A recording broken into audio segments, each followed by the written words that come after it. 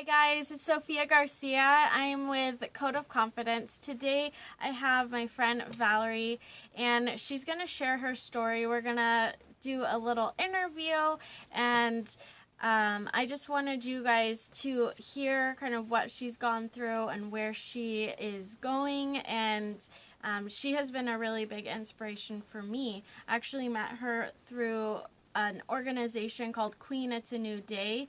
They prim women for success who have been in and are in transition from sex trafficking, abuse, and homelessness. And she has a great testimony of her own. So we'll get started. The first question, so what was your life like before kind of your childhood, your upbringing, and through your 20s?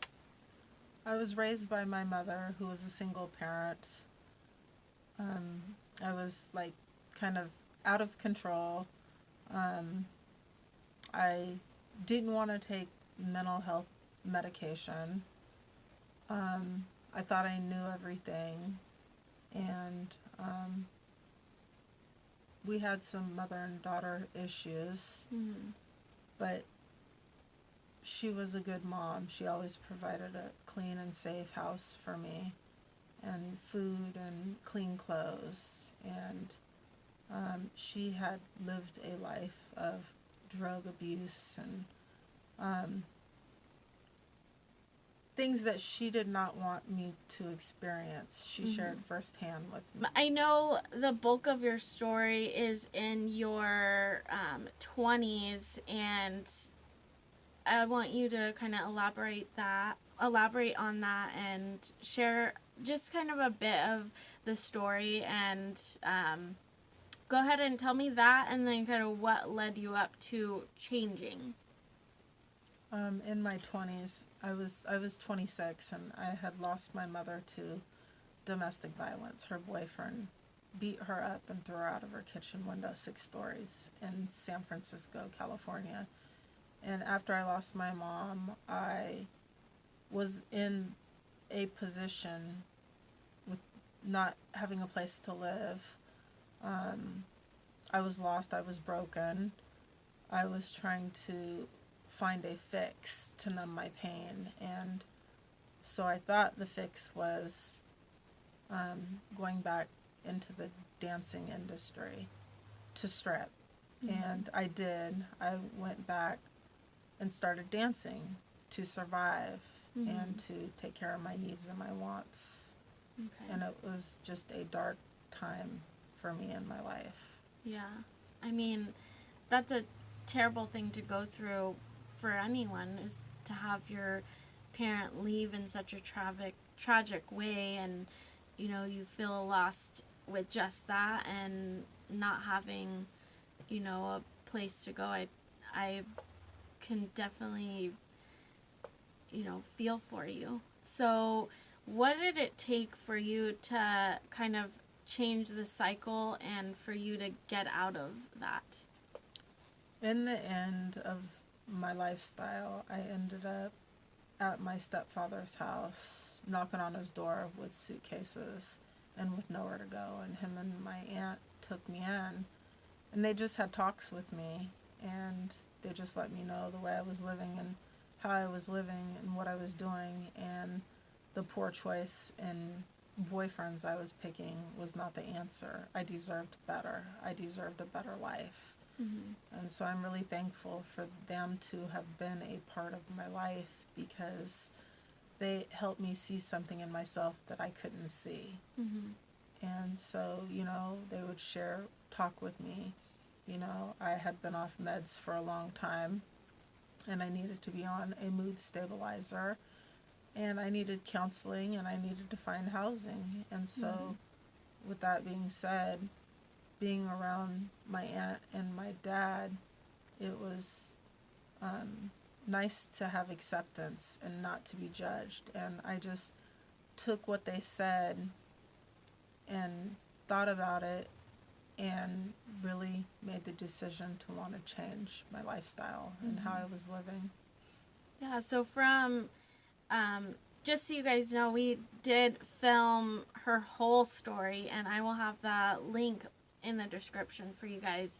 But from what you told me in her whole story, her family had tried to be there for her many times, and sometimes it takes repetition, and you have to wait until you're ready for you to want to listen. And I'm glad that you finally listened, and they still were there for you. Mm-hmm. So tell me how you got involved with Queen It's a New Day, and how that kind of helped you in the process of getting your life back.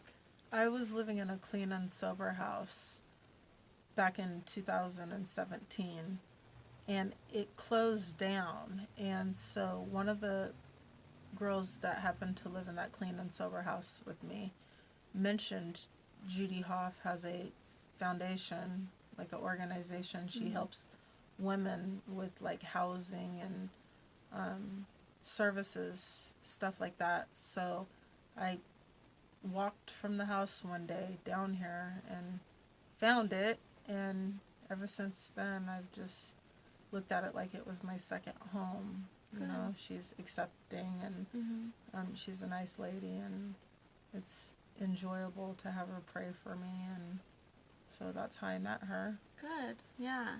So tell me about what are you doing nowadays, now that you're kind of back on track, getting your life together.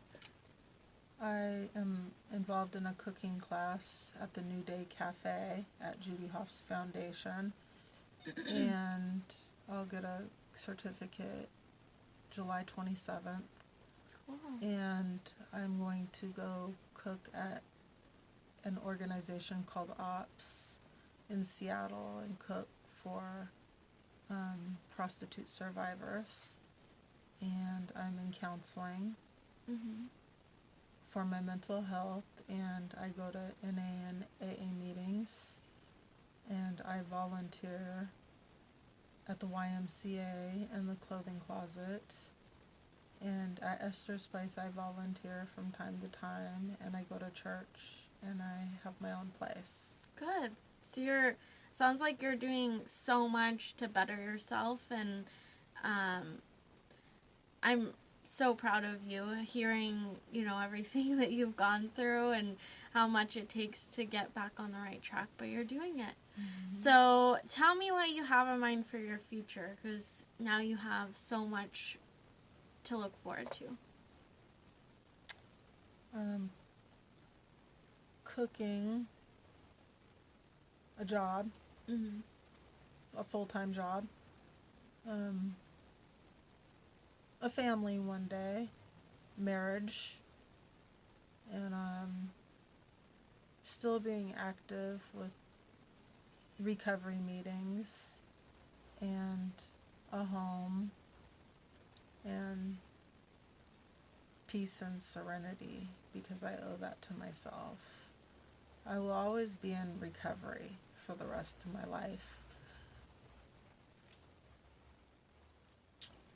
But I just know that if I continue to put one foot in front of another and continue to place the Lord first, I'm going to be okay. I'm going to be all right. You're doing so good. Do you need a tissue? I have a tissue. Kind of, yeah. You've shared so much with us already. So I want to talk about some things that really helped you overcome your obstacles. I know you leaned on your family, and they were so great that they were there for you. But once you kind of took that first step, what are some other things that you did to kind of get back on the right path? I had to find housing. I had to research shelters out, clean and sober houses for places to live. I had to put myself in counseling for mental health issues. And I had to research out recovery rooms for AA meetings and NA meetings. I just had to put one foot in front of Yeah. another and make Yeah. it happen for myself. Mhm. I couldn't depend on anybody. It wasn't going to come to me. It wasn't going to just magically fall into my lap. Mhm. You know, I had to work for it. I Mhm. had to talk to counselors. I had to just research things out for myself. I had to get up every day and be Yeah. strong and Mhm. put my trust and my faith in the Lord, Mhm. you know. And when I didn't want to get up, I had to get up. Tell me about the physical changes you've gone through. Well, I'm 39 now.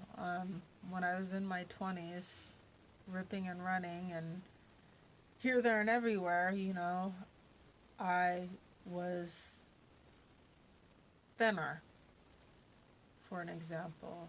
I, I, the image that I have now, I didn't have when I was in my 20s, Mhm. you know. But I'm okay with who I am today. You know, when I look in the mirror, I love me for me. That's what When matters. I was a size, let's say 9, 10, 11, 12, I didn't love myself, you know. I didn't eat the best of foods. Um, Today I eat, I take vitamins, I drink water. You Mhm. know, all that matters today when I look in the mirror. I see a strong, beautiful, accomplished lady who's making the right choices. Mhm. I'm not making poor choices today. Yeah. You know, I stay away from people, places, and things that could lead me back to my past. And Yeah. that was a nightmare. Okay, so we just heard from Valerie. She has kind of expressed her feelings to us and let us know that, you know, it takes to the point where you have to learn to love yourself the way that God loves you unconditionally. You have to reach out to the people that love you and use your resources. That's what they're there for. It took her a hard lesson to realize that, you know, you do have to follow the rules, and sometimes the rules are the only thing that keep your life safe. So, is there anything else you'd like to add before we wrap up? I would say pay attention to the signs and don't be ashamed of your past, what you've been through. Use your resources that are available to you in the community. Cry out for help. Seek those things out because in the end they help you become a better person. Mm-hmm. They've helped me. When your loved ones are speaking to you, talking to you, don't be ashamed. Cry out for help. Talk to them. All right, so thank you for watching. If you enjoyed this video, please press like and subscribe so you keep up with the videos. And again, thank you for being here to watch us and hear her story. All right, bye.